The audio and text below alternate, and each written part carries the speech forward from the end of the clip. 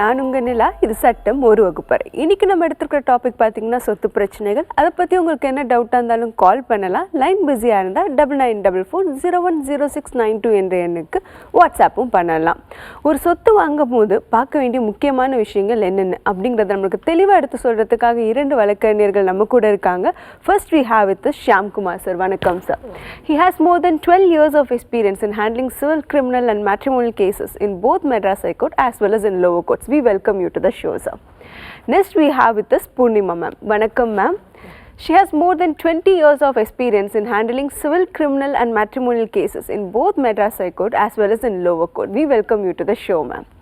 Shyamkumar sir, இப்போ வந்துட்டு ஒரு இந்த காலகட்டத்தில் பார்த்தீங்கன்னா எல்லா இடத்துலையுமே இந்த அப்பார்ட்மெண்ட்ஸுங்கிறது பார்த்தீங்கன்னா நிறையா வளர்ந்துட்டே வருது. ஸோ அப்பார்ட்மெண்ட்னு ஒன்று வாங்கும்போது மக்கள் பார்க்க வேண்டிய முக்கியமான விஷயங்கள்னா என்னென்ன சார்?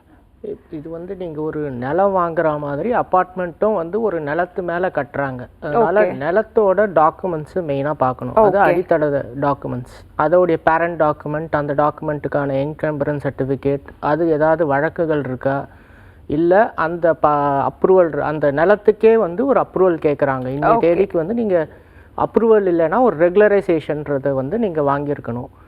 ஆக மொத்தம் அந்த பட்டா, அதில் இருக்கிற அந்த எக்ஸ்டென்ட், இதெல்லாம் வந்து நீங்கள் செக் பண்ணணும். அதுக்கு மேற்கொண்டு நீங்கள் வந்து அந்த பில்டிங்க்குன்றது வரைச்சு பில்டிங்கோட ஒரு அப்ரூவல், பில்டிங் பிளான் அப்ரூவல்னு ஒன்று இருக்கும். அது வந்து சிஎம்டிஏ இல்லைன்னா அந்த லோக்கல் பாடி வந்து உங்களுக்கு அவங்க ஆத்தரைஸ் பண்ணவங்க ஒரு அப்ரூவல் கொடுப்பாங்க. ஸோ கட்டடம் வந்து அந்த அப்ரூவல் பிரகாரம் கட்டியிருக்கான்றதை நீங்கள் நிச்சயமாக பார்க்கணும். ஏதாவது ஒரு டீவியேஷன் பண்ணியிருந்தாங்கன்னா இன்றைக்கி நீங்கள் வந்து அந்த கட்டடத்தை வந்து சீல் பண்ணுறது தான் வந்து அதிகமாக இருக்குது. கோர்ட்டு கிட்ட இருந்து கூட உங்களுக்கு ஒரு இது கிடைக்காது. Okay sir, thank you sir. Purnima ma'am, இப்போ வந்துட்டு ஒரு சொத்து பிரச்சனை அப்படிங்கிறது வந்து ஒரு ஃபேமிலியில் எதனால மேம் வருது? சொத்து இருக்கும்போது அவங்க பூர்வீக சொத்தாக இருக்கட்டும், சுயமாக சம்பாரித்த சொத்தாக இருக்கட்டும், அது அவங்க வாழ்நாளில் ஒரு செட்டில்மெண்ட் டீடோ ஒரு பார்ட்டிஷன் டீடோ அவங்களுக்குள்ளார ஃபேமிலியில் நல்லா பீஸ்ஃபுல்லாக உட்காந்து பேசி ஒரு அரேஞ்ச்மெண்ட்ஸ் வந்துட்டாங்கன்னா ஜென்ரலாக இருக்காது. அது செய்யாத விட்டு போகிற டைமில் தான் நமக்கு சொத்து பிரச்சனை வருது, கோர்ட்டு கேஸுன்னு போகிறது. இது வித்தின் ஃபேமிலி, ஒரு ஃபேமிலிக்குள்ளார வருது. தேர்ட் பார்ட்டிஸோடு எப்போ வருதுன்னா அந்த டாக்குமெண்ட்லாம் சரியாக பார்க்காத வாங்குறது, ஒரு லீகல் அட்வைஸ் எடுத்துக்காத வாங்குறது, அந்த மாதிரி டைமில் தேர்ட் பார்ட்டிஸோட பிரச்சனை வருது. Okay ma'am. ஷியாம்குமார் சார், இப்போது இந்த ஃப்ளாட்ஸ் வாங்கும்போது அந்த என்டையர் லேண்ட் அவங்களுக்கு சொந்தமாகாது. யூடிஎஸ் பிரகாரம் தான் வந்துட்டு ஒரு பார்ட்டிக்கு வந்து இதாகும். ஸோ அந்த யூடிஎஸ்னா என்ன அப்படிங்கிறத மக்கள் கொஞ்சம் யூடிஎஸ்ன்றது அன்டிவைடட் ஷேர். அன்டிவைடட் ஷேர்ன்றது நீங்கள் ஒரு பரப்பை ஒரு 2400 சதுரடி ஒரு கிரவுண்டில் வந்து இவ்வளவு கட்டலாம் அப்படின்னு சொல்லி ஒரு கவர்மெண்ட் ரூல்ஸ் இருக்குது. அது யூஸ்வலாக வந்து ஒரு 2.5 மடங்கு நீங்கள் கட்டலாம். ஸோ 2400 சதுரடி இருந்தால் நீங்கள் அது இன்ட்டு 2.4 டைம்ஸ் வந்து அது அப்ரூவல் கொடுப்பாங்க. அதை பேஸ் பண்ணி அவங்க அந்த உங்களுக்கு வந்து, ஆனால் நிலம் வந்து உங்களுக்கு நிலத்தை தான் வந்து பிரிக்க முடியும். அது 2400ல் உங்களுக்கு ஒரு பங்கு கொடுப்பாங்க. கட்டுற பங்கு வந்து அதிகமாக இருக்கும். சூப்பர் பில்டப் ஏரியான்றது அதிகமாக இருக்கும். Okay sir, thank you sir. Ma'am, இந்த செட்டில்மெண்ட் டீட், வில், அதை பற்றி தான் சொன்னீங்க. செட்டில்மெண்ட் டீட்னா என்னங்கிறது கொஞ்சம். செட்டில்மெண்ட் டீட்னா ரத்த சம்மந்தமானவங்களுக்குள்ளார எழுதிக்கிறது. இப்போ அப்பா வந்து பொண்ணுக்கு பையனுக்கு எழுதலாம், ஒய்ஃபுக்கு எழுதலாம். அதை வித்தின் ஃபேமிலி பிளட் ரிலேஷன்ஸ்குள்ளார எழுதுறது செட்டில்மெண்ட், சொத்து. வில்லுனா என்னது மேம்? வில் வந்து யாருக்கு வேணால் எழுதலாம். ஒரு உயிலுன்றது யாருக்கு வேணாலும் விருப்பப்பட்டு எழுதலாம். உயில் வந்து அவரோட ஆயுளுக்கு அப்புறம் தான் ஃபோர்ஸுக்கு வரும். செட்டில்மெண்ட் வந்து எழுதின டேட்டுக்கே ஃபோர்ஸ் கொடுத்துருவாங்க. நான் இன்னைக்கு ஒருத்தருக்கு செட்டில்மெண்ட் எழுதுறேன்னா அது ரெஜிஸ்டர் ஆன உடனேவே அந்த ப்ராப்பர்ட்டிக்கு வந்து அவங்களுக்கு போயிடும், உடனே ஃபோர்ஸ் எஃபெக்ட் கொடுத்துருவாங்க. வில்லுன்றது ஆயுளுக்கு அப்புறம் வருது. இதுதான் இதுக்குள்ளார ரிலேஷன். செட்டில்மெண்ட் வித்தின் ஃபேமிலி, வில்லுன்றது யாருக்கு வேணாலும் விருப்பப்பட்டு எழுதுறது தான். இது ரெண்டுத்துல எது ma'am revocable, irrevocable? Actually revocable, இர்ரிவோக்கபிள்னா என்னன்னு மக்களுக்கு எடுத்து சொல்லிடுங்க. இது ரெண்டுத்துல எது ரிவோக்கபிள் அண்ட் இர்ரிவோக்கபிள்? அதுதான் கேன்சலேஷன் தான். வில்லுன்றது வந்து ஃபார்மேட்டுன்னு ஒன்றுமே கிடையாது. விருப்பப்பட்டு ஒரு சின்ன ஒரு பிட் பேப்பரில் கூட எழுதலாம். ரெஜிஸ்ட்ரேஷன் முக்கியம் கிடையாது. வில்லுன்றது யாருக்கு வேணால் எழுதலாம். அதை வந்து எத்தனை டைம் வேணால் எழுதலாம். இப்போ நான் இன்றைக்கி ஒரு உயில் எழுதுகிறேன், எனக்கு இது பிடிக்கல, சரி நான் வேறு யாருக்காவது கொடுக்கணும்னு நினைக்கிறேன்னா லாஸ்ட் வில் தான் வேலிடாக இருக்கும். செட்டில்மெண்ட்ன்றது அதே மாதிரி ஒரு கிளாஸ் அதில் எழுதணும். நான் இதை மாதிரி செட்டில்மெண்ட்டை கேன்சல் பண்ணுறதுக்கு பவர் இருக்குது அப்படின்ற ஒரு கிளாஸ் இருக்கணும். யூனிலேட்டரலாக கேன்சல் பண்ண முடியாது. நான் மட்டுமே அவங்களுக்கு தெரியாத, நான் யாருக்கு செட்டில்மெண்ட் எழுதி வைக்கிறேனோ அவங்களோட நாலேஜ் இல்லாத நான் கேன்சல் பண்ண முடியாது. அப்படி பண்ணினாலும் அது செல்லாது. Okay ma'am, thank you ma'am. Shyamkumar sir, actually இந்த அப்பார்ட்மெண்ட்ஸ் வாங்கும்போது அந்த பில்டர்ஸ் அக்ரிமெண்ட்டுங்கிறது ஒன்று என்டர் பண்ணுறாங்க, அப்படின்னா என்னங்கிறது மக்களுக்கு எடுத்து சொல்லுங்கள். பில்டர் அக்ரிமெண்ட்டுன்றது நீங்கள் எல்லாமே பார்த்துட்டு அதுக்கப்புறமா ஒரு சேல் அக்ரிமெண்ட்டாக நீங்கள் போய் ஒரு பில்டர்கிட்ட நான் இந்த இடத்த வாங்குறேன் அதுக்கான ஒரு அக்ரிமெண்ட்டு ஒரு முதல் அக்ரிமெண்ட்டாக நீங்கள் போடுறீங்க. ஒரு அட்வான்ஸை கொடுத்துட்டு அவங்கக்கிட்ட டாக்குமெண்ட்டு வாங்கி நீங்கள் பார்க்கறதுக்கான அக்ரிமெண்ட்டு. ஓகே. ஆனால் நீங்கள் பார்க்க வேண்டியது பல விஷயம் இருக்குது. அந்த பில்டர் அக்ரிமெண்ட்டை நீங்கள் சைன் பண்ணுறதுக்கு முன்னாடியே நீங்கள் வந்து லீகல் டாக்குமெண்ட்ஸை பார்க்கணும். அந்த அப்ரூவல் ரெரா அப்ரூவல் இருக்கா, அதோடைய ப்ரொசீஜர்ஸ்லாம் நீங்கள் ஃபாலோ பண்ணிட்டு தான் நீங்கள் வந்து அந்த சைனே பண்ணணும். ஓகே சார், அந்த சிஎம்டிஏன்னு பற்றி சொன்னீங்க சார். ஆக்சுவலி அந்த சிஎம்டிஏனா என்ன, அது என்னென்ன ஆக்ஷன்ஸ் எடுப்பாங்கங்கிறதையும் கொஞ்சம் எடுத்து சொல்லிடுங்க. சிஎம்டிஏன்றது சென்னை மெட்ரோபாலிட்டன் டெவலப்மெண்ட் அத்தாரிட்டின்றது தான். அது வந்து சென்னையில் இருக்கிற ஏரியாவுக்கான மெயின் இது. அது மட்டும் இல்லாமல் மீதி இருக்கிற ஜூரிஸ்டிக்ஷனில் மீதி தொகுதியில் இருக்கிறதுக்கெல்லாம் வந்து அது சுப்பீரியர் ஒரு அத்தாரிட்டியாக இருக்கும். அவங்க என்ன பண்ணுவாங்கன்னா அவங்க வந்து அந்த பில்டிங் பிளான் அப்ரூவல் வந்து அவங்க வந்து மல்டி ஸ்டோரி ஒரு நான் 3 மாடி 4 மாடி மேலே போனால் சென்னை சிட்டியில் வந்து அவங்கக்கிட்ட நீங்கள் அப்ரூவல் வாங்கணும். ஒரு சில ஏரியா அது கார்ப்பரேஷனுக்கு டெலிகேட் பண்ணுவாங்க. அது சிட்டி உள்ளே இல்லாமல் கார்ப்பரேஷன் இல்லாமல் ஒரு பஞ்சாயத்தில் இருக்குன்னா அவங்க அந்த டெலிகேஷன் அந்த ஏரியாவுக்கான பவர் யாருக்கு கொடுத்துருக்காங்களோ அவங்கக்கிட்ட நீங்கள் வந்து ஆன்லைனில் உங்கள் பில்டிங் பிளானுக்கு நீங்கள் அப்ரூவல் போடணும். அது சேங்ஷன் ஆகணும். சேங்ஷன் ஆனால் தான் அதே தான் நீங்கள் ஃபாலோ பண்ணி கட்டியிருக்காங்களான்றதை பார்க்கணும். Okay, thank you sir. தொடர்ந்து பேசலாம். நம்ம கூட காலர் இணைஞ்சிருக்காங்க. ஹலோ. ஹலோ சார், சொல்லுங்கள் சார். உங்கள் பேர் எங்கேருந்து கால் பண்ணுறீங்க? நான் திண்டுக்கல் மாவட்டத்திலிருந்து பேசுகிறேன் மேடம். சொல்லுங்கள் சார். நம்மளது வந்து ஒரு லேண்டுங்க 1986. ஓகே. கூட்டுப்பட்டாவாக இருந்தது வந்து 2 நபர் வந்து வேற ஒருத்துக்கு விற்கிறாங்க. ஓகே. எங்க பேர் எங்க அனுமதி இல்லாம அவங்க வச்சுட்டாங்க. ஓகே. நாங்களும் எவ்வளவோ போராடி பார்த்தங்க, ஒன்னும் அதை மீட்டு எடுக்க முடியல. ஓகே. நாங்களும் மனு கொடுத்தோம், ஆர்டிஓக்கு மனு கொடுத்தோம், டிஆர்ஓக்கு மனு கொடுத்தோம். எந்த ஒரு விசாரணையும் இல்ல. அன்னைக்கு கொஞ்சம் டாக்குமெண்ட் எங்க கிட்ட கம்மியா இருந்ததுங்க. ஓகே. இன்னைக்கு வந்து கொஞ்சம் அதிகமாவே இருக்கு டாக்குமெண்ட். நல்ல எஸ்எல்ஆர் காப்பி, ஓல்டு டாக்குமெண்ட் எல்லாமே எடுத்திருக்கேன். ஓகே. இருந்தாலும் அதுல எங்களால வின் பண்ணி வர முடியலைங்க மேடம். ஓகே. இதுக்கு முன்னாடி அவங்க கேஸ் ஏதாச்சும் போட்டிருக்காங்களா? நீங்க போராடணும்னு சொன்னீங்களே, என்ன மாதிரி போராடினீங்க? கேஸ் போட்டோங்க. அப்பா கேஸ் போட்டாருங்க. அப்பா கேஸ் போட்டு அவனால சரி வர நடத்த முடியாத சூழ்நிலை, பொருளாதார சூழ்நிலைனால அப்படியே பாதியிலே நின்றுட்டாருங்க. இப்ப கேஸ் ஒன்றும் இதுலதான் இருக்கா சார்? ஒன்றும் நடந்துட்டு இல்லைங்க மேடம். ஓகே. அதுல என்ன சார் ஆர்டர் பாஸ் ஆச்சு? அதுல வந்து ஒண்ணுமே பாஸ் ஆகலைங்க. அதாவது கேஸ் ஒரு நாள் நடத்த முடியாதனால பாதியிலே வித்ட்ரா வாங்கிட்டாருங்க. Okay okay okay sir. Sir கொஞ்சம் எடுத்து சொல்லிடுங்க சார். இது வந்து நீங்கள் கேஸ் தாக்கல் செய்தாங்கன்னு சொல்கிறீங்க. அது கேஸ் தாக்கல் செய்தது வந்து நீங்கள் நடத்தலைன்னா ஒன்று டிஸ்மிஸ் ஃபார் டிஃபால்ட் அப்படின்னு சொல்லி அவங்களே கோர்ட்டே வந்து தள்ளுபடி பண்ணியிருக்கோம். அந்த மாதிரி இருந்தால் நீங்கள் ரெஸ்டரேஷன் பெட்டிஷன்னு போடணும். இல்லை நீங்கள் வித்ட்ரா பண்ணேன்னு சொன்ன மாதிரி நீங்கள் சொன்னால் உங்கள் தந்தையே போய் நான் வந்து இந்த வழக்கை நான் இன்னும் கண்டினியூ பண்ணலைன்னு சொல்லி எழுதியிருந்தா அவர் வந்து நான் வந்து ஃப்யூச்சரில் போடலான்னு ஒரு கிளாஸ் அங்கே வந்து அவர் அந்த கோர்ட்டில் அனுமதி வாங்கியிருந்தால் மட்டும்தான் நீங்கள் புது கேஸ் தாக்கல் செய்ய முடியும். இல்லைனா உங்களுக்கு நீங்கள் வந்து டிஸ்மிஸ் ஃபார் டிஃபால்ட்டுன்ற மாதிரி இருந்தாக்க நீங்கள் அந்த கேஸை போய் நீங்கள் திரும்பி இந்த மாதிரி எனக்கு அடிஷ்னல் டாக்குமெண்ட்ஸ் இருக்குன்னு அதை நீங்கள் ரிஸ்டோர் பண்ணுறதுக்கு நீங்கள் ட்ரை பண்ணலாம். அதுக்குமே ஒரு காலகட்டம் இருக்குது. அந்த காலகட்டத்துக்குள்ளே நீங்கள் பண்ணோன்னா பண்ணி பார்க்கலாம். Okay sir, thank you sir. Ma'am, இந்த லீகல் ஒப்பீனியன்கிற ஒரு கான்செப்ட் பற்றி பேசணும் மேம். அதை பற்றி கொஞ்சம் மக்களுக்கு தெளிவாக எடுத்து சொல்லிடுங்க மேம். லீகல் ஒப்பீனியன்னா ஒரு இடத்த நம்ம வாங்குகிறோம் அப்படின்ற பட்சத்தில் அந்த லேண்டோட டாக்குமெண்ட்ஸ் என்னென்ன டாக்குமெண்ட், டைட்டில் டாக்குமெண்ட்ஸ், பட்டா, சிட்டா, பிளானிங் பர்மிஷன். இப்போ ஃப்ளாட்டாக வாங்கினோம்னா அது ஒரு பிளானிங் பர்மிஷன், அப்ரூவல் எல்லாமே இருக்கணும். அது எல்லாத்தையும் எடுத்துகிட்டு போய் ஒரு வழக்கறிஞரை பார்த்து அவர்கிட்ட கொடுத்து ஈசி போட்டு வாங்கி எல்லாமே கொடுத்துட்டு அவர் பார்ப்பார் அந்த டைட்டில் கரெக்டாக பாஸ் ஆகி வந்திருக்கான்னு பார்ப்பார். அதில் எந்த வில்லங்கமும் இருக்கா என்னன்னு பார்த்துட்டு சொன்னதுக்கப்புறம் நம்ம இன்வெஸ்ட் பண்ணுறது சேஃப். ஓகே. ஒரு சேஃப்டிக்காக மக்கள் வந்து எடுக்க வேண்டிய முக்கியமான விஷயம் வந்துட்டு ஒரு legal opinion. Okay ma'am. Shyamkumar sir, இப்போ திருப்பியும் இந்த அப்பார்ட்மெண்ட்ஸில் வந்து ஏதாச்சும் பிரச்சனை வந்தால் இல்லை பில்டர் அக்ரிமெண்ட் அந்த ஆஸ்பெக்டில் வந்து பிரச்சனை வந்தால் ரெராவை அணுகணும்னு சொல்கிறாங்க. ஸோ ரெராங்கிறது என்னங்கிறது மக்கள் கொஞ்சம் எடுத்து சொல்லிடுங்க சார். ரெரான்றது இப்போதைக்கு ஒரு அத்தாரிட்டி எஸ்டாப்ளிஷ் பண்ணியிருக்காங்க. இந்த சென்ட்ரல் கவர்மெண்ட் ஆக்டும் ஸ்டேட் கவர்மெண்ட் அந்த அடாப்ட் பண்ணியிருக்காங்க. இது வந்து அந்த ரியல் எஸ்டேட்டை ரெகுலேட் பண்ணுறதுக்கான பில்டர்ஸையும் இந்த மாதிரி பையர்ஸுக்கும் செல்லர்ஸுக்கும் உள்ள பிரச்சனைகளை வந்து ஒரு ரெகுலேட் பண்ணுறதுக்கான அத்தாரிட்டி. அது வந்து ஒரு 5400 சதுரடிக்கு மேற்பட்ட இடத்துல ஒரு கட்டினாங்கனாக்க, அல்லாது ஒரு 8 பில்டிங் ஒரு 8 ஃப்ளாட் மேலே இருந்தால் அவங்க வந்து கம்பல்சரியாக ரெஜிஸ்டர் பண்ணணும். ஒரு புது பில்டிங்னா ரெஜிஸ்டர் பண்ணுறாங்களா இல்லை எக்ஸம்ஷன் வாங்குறாங்களா அப்படின்றது வந்து நீங்கள் செக் பண்ணணும். அது ரெஜிஸ்டர் பண்ணியிருந்தால் அந்த அத்தாரிட்டிக்கிட்டேயே நீங்கள் போய் வந்து உங்களோட மனு கொடுத்து நீங்கள் உங்களோட பிரச்சனையை வந்து தீர்த்துக்கலாம். ஷியாம்குமார் சார், நம்ம பிரேக் போகிறதுக்கு முன்னாடி வந்துட்டு இந்த ஃப்ளாட்ஸ் பற்றி பேசிகிட்டு இருந்தோம் சார். அதில் முக்கியமாக வந்துட்டு இந்த பில்டர்ஸ் அக்ரிமெண்ட் அப்படிங்கிற ஒரு கான்செப்டில் வந்துட்டு பார்க்க வேண்டிய க்ளாசஸ்னால் என்னென்ன சார் சொல்வீங்க?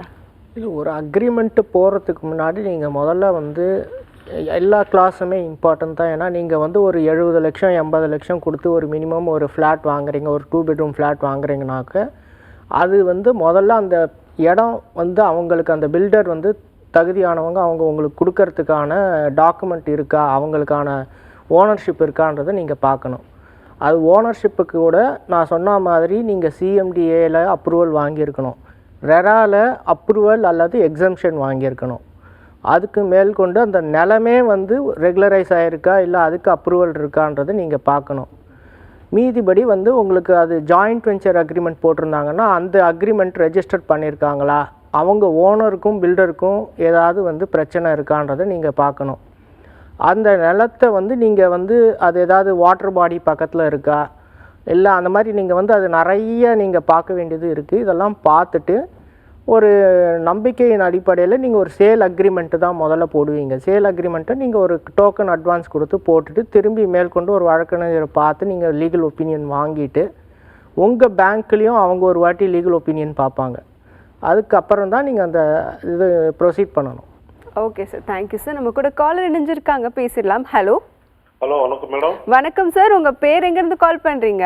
நான் மயிலாடுதுறை மாவட்டம் சீர்காழியிலிருந்து பேசுகிறேன் மேடம். ஓகே சார், சொல்லுங்க. எம் பரமேஸ்வரன் பேர் மேடம். ஓகே சார், சொல்லுங்க sir. Sir 2014 okay EC document எல்லாமே செக் பண்ணி ஓகே ஒரு பிளாட் ஒன்று வாங்கணும் சார். ஓகே. அதாவது ஒரு நபர் வந்து 3 பிளாட் போட்டாங்க. ஓகே. 34 சென்டில் 2000 3 பிளாட் போட்டாங்க. ஓகே. அதில் ஒரு பிளாட்டு நான் வாங்கியிருந்தேன். ஓகே. வாங்கின உடனே என்னுடைய பொண்ணுக்கு உடம்பு முடியாமல் நான் ஒரு 3 வருஷம் ஹாஸ்பிட்டலாகவே அலைஞ்சிட்டேன். ஓகே. அந்த இடத்துக்கு ரிஜிஸ்டர் பண்ணி 10 லட்ச ரூபா லோன் வாங்கியிருக்கேன் நான். ஓகே. ஆனால் 2 பேருக்கு பட்டா மாறிடுச்சுங்க.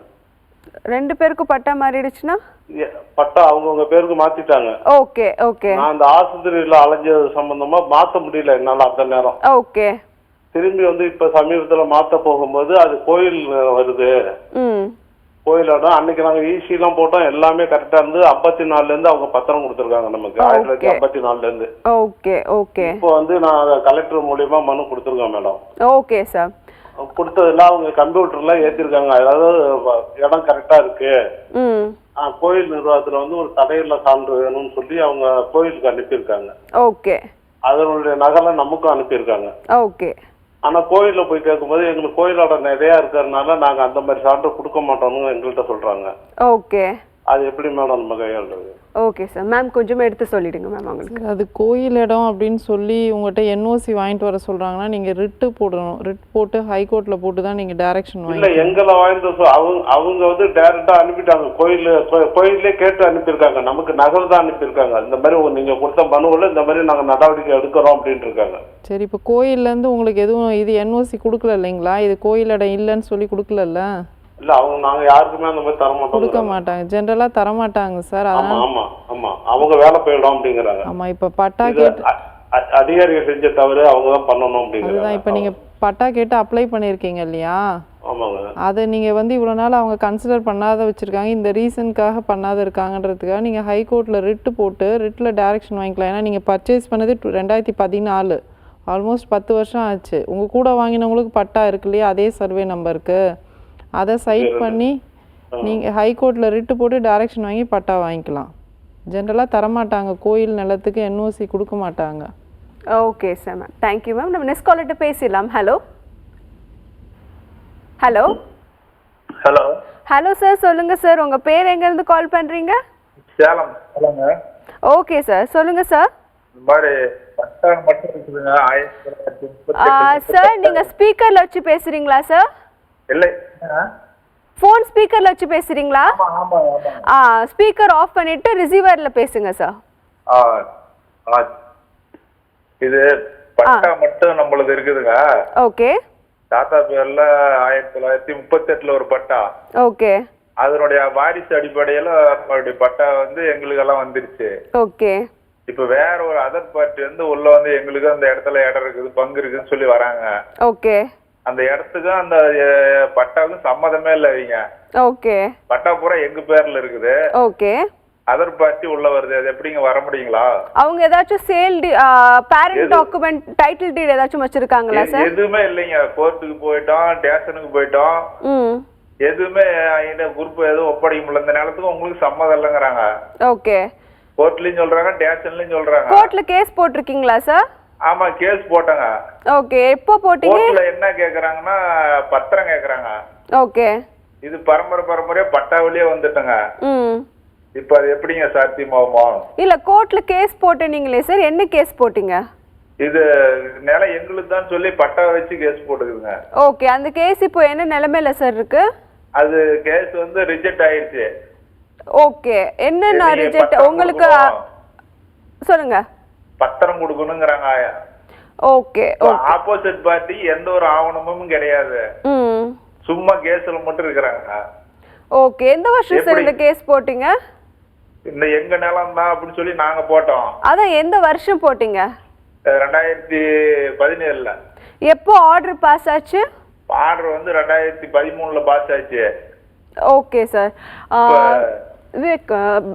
சொல்லுங்க சார். நீங்க வந்து மறுபடியும் இன்னொரு அப்பீல் போட்டு 2024ல பாஸ் ஆயிடுச்சு.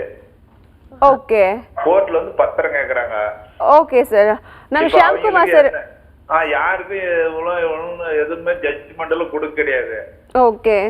பத்திரம் இல்லாதனால நாங்க தவளிக்கிறோம். அது என்ன பண்றது?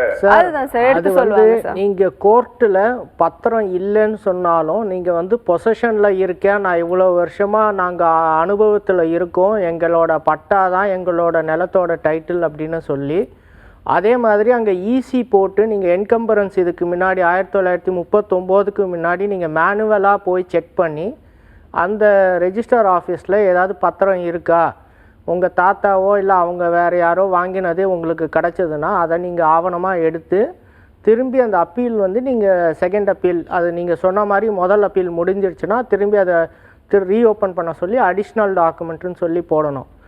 அது நீங்கள் அந்த ஆர்டர் காப்பி பார்க்காம நம்ம வந்து அது அப்பீல் போடணுமா இல்லை புது கேஸ் போடணுமான்னு என்னால் சொல்ல முடியாது. ஏன்னா அவங்க எந்த அடிப்படையில் அந்த ஆர்டர் போட்டாங்கன்றது நமக்கு தெரியல. அதை பார்த்துட்டு உங்களுக்கு ஏதாவது ஒரு ஆவணம் கிடச்சதுன்னா அதை வச்சு நீங்கள் போகலாம்.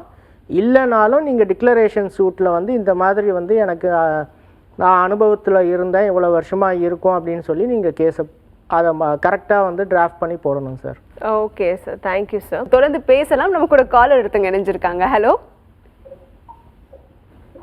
ஹலோ ஹலோ ஹலோ சார், சொல்லுங்க சார், உங்க பேர் எங்க இருந்து கால் பண்றீங்க?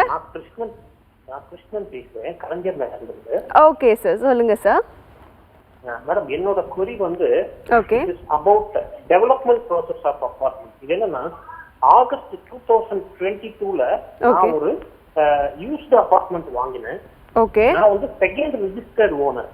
ஓகே சரிங்களா? Okay sir. இது வந்து வெஸ்ட் மாம்பலத்துக்கு அமைஞ்சிருக்கு இந்த அபார்ட்மெண்ட். 1987 கட்டடம். பட் மெட்டீரியல் வைஸ் ரொம்ப நல்லா யூஸ் பண்ணிருக்காங்க, பார்க்க பிடிச்சதுனால வாங்கினேன். ஓகே. இருந்தாலும் நான் பையர். இது வந்து வாங்கி இப்போ என்னோட ப்ராவிடன்ட் ஃபண்ட் சேவிங்ஸ் எல்லாமே எடுத்து போட்டு தான் வாங்கினேன். கொஞ்சம் தான் லோன் போட்டேன் பேங்க்ல, ஏன்னா ஒவ்வொரு அபார்ட்மெண்ட்டுக்கு லோன் ரொம்ப சாங்ஷன் ஆகாது. அஃபோர்டபுள் லோன் எனக்கு கிடைச்சது. என்னோட பேங்க்ல வந்து ஆனர் பண்ணாங்க. நான் பேங்க் லோன் போய் அந்த ப்ராப்பர்ட்டி ரெஜிஸ்டர் ஆயாச்சு. ஓகே. இப்போ அந்த டெவலப்மெண்ட் ப்ராசஸ் அப்படிங்கிறது அந்த பிளாட் செக்ரட்டரி அந்த கமிட்டி மீட்டிங் போட்டு they have decided to rebuild. ஃப்ரெஷ்ஷா வந்து டெவலப் பண்ணணும்னு சொல்றாங்க. அது என்னன்னா கிரவுண்ட் ஃப்ளோரா சேர்த்து மொத்தம் 4 மாடி கட்டடம். அது ஏ பிளாக் பி பிளாக் 2 இருக்கும். என்னோட query என்ன அப்படின்னா, அந்த டெவலப் பண்ண போற பில்டர் வந்து என்னோடது வந்து 783 ஸ்கொயர் ஃபீட் பில்டப், ஓகே 300 தான் யூடிஎஸ். அப்ப யூடிஎஸ் கம்மியா இருந்தது 87 எனக்கு தெரியாது அவேர்னஸ். ஓகே ஓகே இப்ப யூடிஎஸ் என்ன வேல்யூவோ அந்த ரூபாயை கொடுத்து நீங்க அவுட்லெட் வெளியில போயிருங்கன்னு சொல்லி ஆப்ஷன் சொல்றாங்க. அப்படி இல்லைன்னா நான் டெவலப்மெண்ட் பண்ண போற ப்ராப்பர்ட்டியில நான் ப்ரமோட் பண்ணுவேன். அதுல உங்களுக்கு என்ன 780 உங்களோட பில்டப் இல்லையா, நான் அந்த 780 இப்ப பண்ண போறது இல்லை. நான் பண்ண போறது எல்லாமே 1300 ஸ்கொயர் ஃபீட் தான். ஓகே அது வந்து மோர் தென் 2 crores ஆகும் எனக்கு மார்க்கெட் ரேட்டுக்கு. சோ உங்களால முடிஞ்சா பாருங்க. இங்க 2 தான் ஆப்ஷன் சொல்றாரு. ஓகே இதுல சிங்கிள் பெட்ரூம் ஆக்குபையர் ரெஜிஸ்டர்ட் ஓனர்ஸும் இருக்காங்க. அவங்களுக்குலாம் 30 lakhs 40 lakhs ஒரு செட்டில் பண்றாரு. அவங்கலாம் வந்து பாத்தீங்கன்னா எனக்கு கேபிட்டல் கெயின் வந்துச்சு, நான் 40 வருஷம் வாழ்ந்துட்டேன் போறேன்னு போயிடுறாங்க. பட் என்ன மாதிரி செகண்ட் ரெஜிஸ்டர் ஓனருக்கு ஒரு 6-7 பேர் இருக்காங்க. we are backing out. இது கான்ஃப்ளிக்ட்டா போகல இன்னும். புரியுது சார். இதுக்கு நீங்க என்ன அட்வைஸ் பண்றீங்க இந்த மாதிரி? ஓகே சார், ஷியாம்குமார் சார் கொஞ்சம் எடுத்து சொல்லிடுங்க சார். சார் இப்போ வந்து நீங்க வந்து நான் கொஞ்சம் நேரம் எடுத்துட்டேன். நீங்க வந்து ரீசேல் பில்டிங் வாங்கியிருக்கீங்க சார். இது இன்னைக்கு வந்து ஒரு பெரிய பிரச்சனையா இருக்குன்னு சொல்லிட்டு வந்து நம்ம தமிழ்நாடு கவர்மெண்ட்டே வந்து இந்த ஆக்டையே அமெண்ட் பண்ணியிருக்காங்க. நீங்கள் பார்த்தீங்கன்னா அப்பார்ட்மெண்ட் ஓனர்ஸ் ஆக்ட் வந்து முன்னாடி இருந்தபடி பார்த்தீங்கன்னா இந்த ரீடெவலப்மெண்ட்டுக்கு கான்செப்டே இல்லாமல் இருந்தது. அதில் வந்து நீங்கள் சொன்ன மாதிரி ஒரு சில பேர் ஒத்துப்பாங்க, ஒரு சில பேர் ஒத்துக்க மாட்டாங்க. 2024 வந்து அவங்க புதுசாக ரூல்ஸை கொண்டு வந்து என்ன சொல்கிறாங்கன்னா 70% மேலே எல்லா ஓனர்ஸும் சேர்ந்தீங்கன்னா அந்த பில்டிங்கை நீங்கள் ரீடெவலப் பண்ணலாம். இல்லை அந்த பில்டிங் வந்து இடிகிற ஸ்டேஜ் இருக்குது, நீங்கள் வாங்கினது 87 கட்டினதுனால நிச்சயமாக இன்றைக்கி அந்த பில்டிங்கோட லைஃபு கம்மியாயிடுச்சு. உங்களுக்கு யூடிஎஸ்ன்றது வந்து நீங்கள் யூடிஎஸ் மட்டுமே கிடையாது சார். இன்றைக்கி வந்து அவங்க 2.5 மடங்கு வரைக்கும் கட்டலாம். அவங்க வந்து அதுக்கும் மேலே 3 மடங்கு வரைக்கும் கட்டுறதுக்கான இது இருக்குது. அவங்க வந்து அதுக்கான பெனால்ட்டி கட்டினாங்கன்னா 3 மடங்கு வரைக்கும் டெவலப் பண்ணலாம். அதனால் உங்களுக்கு ரைட் என்னென்னா அந்த 300 சதுரடி வந்து அவங்களுக்கு அது 3 மடங்கு ஆகும். நீங்கள் அதுக்கு ஏற்ற மாதிரி அவங்கக்கிட்ட நீங்கள் வந்து நெகோஷியேட் பண்ணி எனக்கு வந்து 700 சதுரடி கிடையாது 1000 சதுரடி வரைக்கும் நீங்கள் தாங்க அப்படின்னு சொல்லி நீங்கள் பேசலாம். உங்களுக்கு அதோடைய ரைட் இருக்குது. இல்லை நீங்கள் கோர்ட்டில் அணுகிச்சு உங்களோட ரைட் என்னன்றதை நீங்கள் டிட்டர்மைன் பண்ணணும். Okay sir, thank you so much sir, thank you so much sir. Purnima ma'am, இதுக்கு முன்னாடி வந்து நான் அந்த அட்வர்ஸ் பொசிஷன் கான்செப்ட் கேட்டேன். ஸோ அதை பற்றி கொஞ்சம் மக்களுக்கு எடுத்து சொல்லிடுங்க மேம். அட்வர்ஸ் பொசிஷனுக்கும் பெர்மிசிவ் ஆக்குபெண்ட்டுக்கும் வித்தியாசம் தெரியணும். பெர்மிசிவ் ஆக்குபெண்ட்ன்றது ஒரு இடத்துக்கு ஓனர் வந்து ஒருத்தருக்கு நீங்கள் இருந்துக்கோங்க குடியிருந்துக்கோங்க அப்படின்னு சொல்லி கொடுக்கறது, அது permissive with the permission of the owner கொடுக்கறது. அட்வர்ஸ் பொசிஷன்னா ஓனர் யாருன்னே தெரியாது, ஒரு இடம் இருக்குது, நான் ரொம்ப வருஷமாக அந்த இடத்துல இருக்கேன், அது கவர்மெண்ட் லேண்டாக இருக்கலாம், ஒரு தேர்ட் பார்ட்டியோட லேண்டாக இருக்கலாம், எந்த டிஸ்டர்பன்ஸும் ஒரு எந்த இதுவுமே ஓனர் சைட்லேருந்து வராத ஒரு குறிப்பிட்ட பீரியடுக்கு இருந்தோம்னா அட்வர்ஸ் பொசிஷன் கிளைம் பண்ணலாம். ஓனர் வந்து இது ஏன் இடம் அப்படின்னு அவரை தொந்தரவே பண்ணாத விட்டுட்டாரு, நானே காலங்காலமாக ஒரு 15 வருஷம் இருக்கிறேன் அப்படின்னும் போது அட்வர்ஸ் பொசிஷன் அங்கே வரும். அதனால் பெர்மிசிவ் வாக் பண்ணுறது with the permission of the owner இருக்கிறது. அட்வர்ஸ் பொசிஷன் வந்து நானாக போய் ஒருத்தரோட இடத்துல இருந்துப்பேன், எனக்கு எந்த ஒரு டிஸ்டர்பன்ஸும் அவர்கிட்ட வராத இருக்கும். வந்துட்டு எந்த டிஸ்டர்பன்ஸும் பண்ணாத அப்போ அது யாரோட இடம், நான் காலியாக இருக்குன்னு இருக்கிறேன், ஓனர் திடீர்னு ஒரு 20 வருஷத்துக்கு கழிச்சு வந்து இது என்னோட இடம் அப்படின்னு கேட்டாருன்னா அப்போ நம்ம அட்வர்ஸ் பொசிஷன் கிளைம் பண்ணலாம். நம்ம கூட காலர் தெரிஞ்சிருக்காங்க மேம், பேசிடலாம். ஹலோ சார், நான் இங்கே நொலப்பூர்ல இருந்து பேசுறேன். நொலப்பூர். சொல்லுங்க சார். இப்போ நாங்கள் வந்து 94 வந்து இடம் வாங்கணும். ஓகே. செட்டை வாங்கணும் 94. ஓகே. அது என்ன ஆச்சுன்னாக்கா அவங்க வந்து ரிஜிஸ்ட்ரேஷன் பண்ணி தரல அன்னைக்கு. ஓகே. ஆனால் ஃபுல் அமௌண்ட் செட் ஆயிடுச்சு. அதான் அதோடைய ரேட்டு, அதான் 50,000 ரூபா ரேட்டு. அது என்ன ஆச்சுன்னா நான் ரிஜிஸ்ட்ரேஷன் பண்ணி கொடுத்து கேட்டது, இல்லை நான் பட்டா மாற்றி வச்சுடுறேன், உங்களுக்கு எது ரிஜிஸ்ட்ரேஷன் செலவு, உங்களுக்கு வந்து ரிஜிஸ்ட்ரேஷன் பண்ண வேணாம், நான் பட்டா உங்க பேர் மேலே மாற்றி தந்துடுறேன்பா நாங்கள் நாங்களும் நம்பிட்டோம். ஓகே. இன்னும் இது வரைக்கும் வந்து ரிஜிஸ்ட்ரேஷன் பண்ணியிருந்தால பட்டாவும் மாற்றி கொடுக்கல. இன்னைக்கு ரேட்டு வந்து பார்த்தீங்கன்னா 5500 ரூபா போகுது செட்டு. ஓகே. இன்னைக்கு வந்து ஒரு 3.5 லட்ச ரூபாய்க்கு வருது. புரியுது. அது என்ன அந்த 5000 ரூபா அந்த 500 ரூபா தள்ளிட்டு 5000 ரூபாய் சென்ட் கொடுத்துட்றேன். அந்த ஆனால் அவங்க வந்து அக்ரிமெண்ட் எல்லாம் எழுதி கைது போட்டிருக்காங்க ஸ்டாம்ப் பேப்பர்ல. ஓகே. அதுக்கு கேட்டால் அவங்க வந்து ரிஜிஸ்ட்ரேஷன் பண்ணி தர மாட்டேன்றாங்க. ஆனால் இந்த ரேட்டு தான் நான் கொடுப்பேன் 5000 ரூபா சென்ட்டு, இவங்க கொடுத்த படத்தை வாங்கிக்கிட்டோ. ஓகே. அவங்க என்ன ஐடியா ஏதாச்சும் கேஸ் போட்டிருக்கீங்களா சார்? இல்ல இன்னும் போடல, கேஸ் போடல. போடல. Okay sir. மேம் கொஞ்சம் எடுத்து சொல்லிடுங்க மேம். சார் அக்ரிமெண்ட் எந்த வருஷம் போட்டீங்க? 94ஆ? அக்ரிமெண்ட் போட்டது 94ல. 94. அதுக்கப்புறம் உங்களுக்குள்ளார எதுவும் உடன்படிக்கை மாதிரி வேற எதுவும் எழுதல? இல்ல, அதாவது அக்ரிமெண்ட் போட்டு 96ல காசு கட்டிட்டோம். காசு 50,000 கட்டிட்டோம். அவங்க என்ன சொன்னாங்க, நீங்க வந்து ரிஜிஸ்ட்ரேஷன் பண்ண நான் பட்டா மட்டும் அவனை மாற்றி கொடுத்துட்றேன்னாங்க. இன்னும் இதுவே தரல. நாம வந்து வருஷம் கேட்டுதான் இருக்கிறோம். இல்ல அதெல்லாம் கொடுக்க முடியாது, ரேட் ஏறிச்சு இப்படியே சொல்லின்னு வர்றாங்க. நாங்களும் அப்படியே விட்டுட்டோம். கேட்டு அப்படி சொல்றாங்க. சரி என்னைக்குதான் வருதோ வருஷம் நாங்கள் விட்டோம். இப்போ பசங்க முயற்சி பண்ணி என் பசங்க அதை வாங்கி அவங்க அந்த இடத்த பேசி 2 வருஷம் இப்போ போய் பார்த்துட்டு இருக்கோம். அவங்க கொஞ்சம் விட மசித மாதிரி தெரியல. இன்னைக்கு சென்ட் வந்து 5500 போதும். அந்த 500 தரேன் 5000 நான் வந்து சென்ட் தரேன் வாங்கிக்கிட்டோம். சுவாதீனம் உங்ககிட்ட கொடுத்தாங்களா? அதுவும் கொடுக்கல. ஆனா அந்த அக்ரிமெண்ட் போட்டு எங்கள்கிட்ட பேப்பர் சைன் பண்ணிருக்காங்க. ஸ்டாம்ப் பேப்பர்ல ரைட் பண்ணி இடத்த உங்ககிட்ட கொடுத்துட்டாங்களா? இடமும் கொடுக்கல. இடம் கொடுக்கல. ஆனா இடத்தோட அமௌண்ட் நாங்க கொடுத்துட்டோம் அவங்களுக்கு. இடத்தோட அமௌண்ட் கொடுத்துருக்கலாம். நீங்க 94ல அக்ரிமெண்ட் போட்டிங்கன்னா 3 வருஷம் தான் சார் டைம். அதுக்கு 3 வருஷத்துக்குள்ளார நீங்க கோர்ட்டுக்கு போய் உங்க பேர்ல கிராய பத்திரம் எழுதியிருக்கணும். ஆமா தெரியலையே, தெரியாம தானே. உங்களுக்கு நாள் கடந்து போச்சு. எப்பயுமே 100 ரூபாய்க்கு மேல மதிப்புள்ள எதுவுமே டாக்குமெண்ட் ரெஜிஸ்டர் பண்ணணும். நீங்க வந்து அந்த ஸ்டாம்ப் டியூட்டி ஆகும்னு சொல்லிட்டு நீங்க பண்ணாத இருந்தது உங்களோட தப்பு. நீங்கள் உங்களுக்கு அவர் எழுதி கொடுக்கலன்னும் போதே நீங்கள் ஒரு அட்வொகேட்டை பார்த்து இந்நேரம் சூட் போட்டு நீங்கள் இடத்த வாங்கியிருக்கணும், டாக்குமெண்ட்டையும் ரெஜிஸ்டர் பண்ணியிருக்கணும். இப்போ உங்களுக்கு லிமிட்டேஷன் போயிடுச்சு இல்லை? எல்லா கேஸுக்குமே இவ்வளோ நாள்னு லிமிட்டேஷன் ஆக்ட்னு ஒன்று இருக்குது, இத்தனை நாளுக்குள்ளார கேஸ் போடணுன்ட்டு. நம்ம கூட காலர் செஞ்சுருக்காங்க, பேசிடலாம். ஹலோ ஹலோ ஹலோ மேம், சொல்லுங்கள் மேம். உங்கள் பேர் எங்கேருந்து கால் பண்ணுறீங்க? நான் இங்கே கொளத்தூர்லேருந்து பேசுகிறேங்க. ஓகே சசிதேவி. ஓகே மேம், சொல்லுங்கள் மேம். எங்கள் மாமியார் வீட்டில் ஒரு வீட்டில் வந்து பிரிக்கவே இல்லை. அவங்க வந்து இறக்கிறதுக்கு முன்னாடியே 2 நாத்தனாருங்களுக்கு லேண்டு கொடுத்துட்டாங்கங்க. ஓகே. மீதி 6 பிள்ளைங்களுக்கும் இந்த வீடு தான். இங்கே இருக்கிற கால் கிரவுண்டு ஒரு 6 பேருக்கும். ஓகே. 2 நாத்தனாருக்கும் கொடுத்துட்டாங்க. ஆனால் இது பிரிக்கவே இல்லைங்க. இது என்ன பண்ணுறது? இப்போ காசு கேட்குறாங்க. அவங்க ஒரு நாத்தனார் மட்டும் இதுக்கு காசு கேட்குறாங்க இந்த லேண்டுக்கு. ஓகே, பிரிக்காதனால வந்து பிரச்சனை வந்திருக்கு. இதுக்கு ஏதாச்சும் நாத்தனார் ஏதாச்சும் லீகல் நோட்டீஸ் ஏதாச்சும் விட்டுருக்காங்களா? விட போறேன்னு சொல்லிட்டு இருக்காங்க. ஓகே. ஒரு நாத்தனார் மட்டும் என்ன சொன்னாங்க, எங்களுக்கு கரெக்டா கொடுத்துட்டாங்க, நான் வந்து கேட்க மாட்டேன். ஒரு நாத்தனார் மட்டும் வந்து நான் கேட்பேன், எனக்கு இவ்வளவு பணம் வேணும் அப்படி சொல்லி தொல்லைப்படுத்துறாங்க. Okay okay ma'am, okay ma'am. Ma'am எடுத்து சொல்லிடுங்க மேம் கொஞ்சம். பாக பிரிவினைன்னு பண்ணும்போது அது உங்கள் மாமியாரோட எப்படி வந்தது? உங்கள் மாமியாருக்கு அந்த சொத்து? அது பரம்பரை சொத்துங்க. மாமியாருதுங்களா? மாமனார். அப்படின்னும் போது எல்லா வாரிசுக்கும் ஈக்குவல் ரைட் வருங்கம்மா. நீங்கள் அந்த 2 நாத்தனாருங்களுக்கு சொத்து கொடுத்தாங்கன்றீங்க இல்லையா? அப்போ எப்படி வாங்கி கொடுத்தாங்களா, எப்படி பைசா கொடுத்தாங்களா? வாங்கி கொடுத்தாங்க, சொத்து வாங்கி கொடுத்தாங்க. அந்த இதுவும் இருக்கு எங்க கிட்ட. இருக்குங்களா பேப்பர்?